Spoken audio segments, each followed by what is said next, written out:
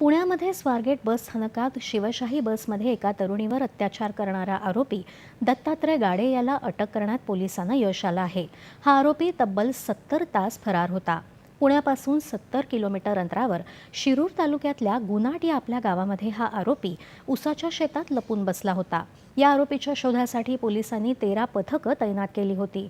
तसंच त्याच्यावर 1 लाख रुपयांचं इनाम देखील जाहीर केलं होतं। या आरोपीला शोधण्यामध्ये गुनाट गावच्या ग्रामस्थांनी चांगल्या प्रकारे मदत केल्याची माहिती पुण्याचे पोलीस आयुक्त अमितेश कुमार यांनी आज वार्ताहर परिषदेत दिली।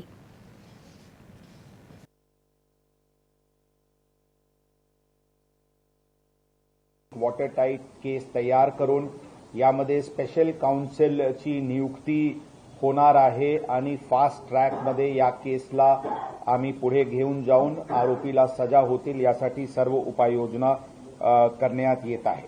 आरोपीला कडक ते कडक शिक्षा होईल यासाठी पोलीस दल पूर्णपणे प्रयत्नशील राहतील। ड्रोन्सची सहायताने दिशा जे दिसून आली त्याचे अनुषंगाने त्यांना शेवटी अटक करण्यात आली। तर ज्यांचे हे फायनल ज्यांचे हे ट्रिगर इन्फॉर्मेशन होता ज्यांच्यावरून हे झाला त्यांना 1 लाखाची बक्षीस देणार आहे। सुरुवातीचे काळात ते आरोपीला समजणार नाही की इथे हे गुन्हा दाखल झालेले आहे म्हणून आरोपी तिथे भेटतील। या दृष्टीने डिस्क्रीट रीत्याने ऑपरेशन चालू होती।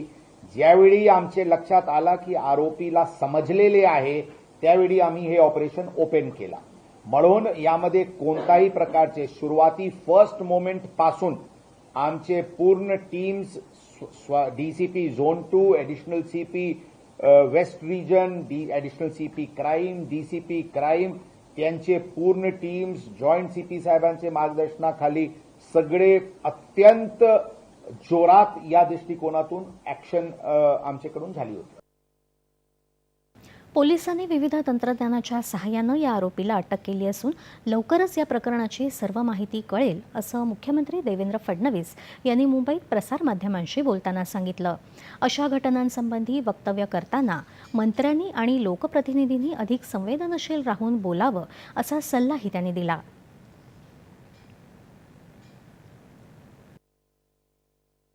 आरोपीला अटक झालेली आहे। तो लपून बसला होता। त्याला वेगवेगळ्या टेक्नॉलॉजीचा उपयोग करून पोलिसांनी शोधून काढलेला आहे आणि लवकरच ही जी संपूर्ण घटना आहे या घटनेचा जो काही पर्दाफाश आहे तो लवकरच होईल। आज ती कस्टडी मिळाली असेल किंवा मिळेल, त्याच्यानंतर इन्व्हेस्टिगेशन होईल। काही टेक्निकल डिटेल्स आमच्याकडे आलेले आहेत, काही फॉरेन्सिक डिटेल्स देखील आलेले आहेत। त्याच्या सगळ्याचं कोलॅबोरेशन होऊन मग या संदर्भातलं बोलणं हे योग्य होईल। अशा प्रकरणात बोलताना थोडं अधिक सेन्सिटिव्ह आपल्याला बोललं पाहिजे, कारण बोलताना काही चूक झाली तर त्याचा समाज मनावर एक वेगळ्या प्रकारचा परिणाम होतो। मुंबई हीच तंत्रज्ञानाची राजधानी आहे हे